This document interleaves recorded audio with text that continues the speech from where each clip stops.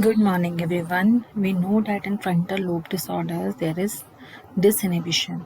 So, how to take the history of disinhibition? So, it can be socially inappropriate behavior, loss of manners or decorum, and impulsive, rash, and careless actions. So, what are the examples of socially inappropriate behavior? One is inappropriately approaching, touching, kissing strangers, with patient having verbal or physically aggressive or criminal behavior, inappropriate sexual acts. So this is an example of socially inappropriate behavior. Then second is loss of manners or decorum. It means that patient has lack of etiquettes, poor hygiene, inappropriate physical behavior, inappropriate laughter, jokes, and opinion that is offensive to others.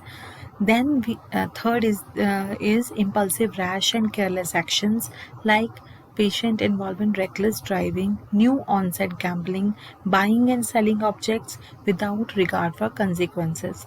So socially disinhibition.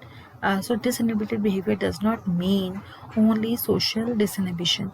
It has to be in these categories that patient have socially inappropriate behavior, loss of manners, and impulsive, rash, and careless actions.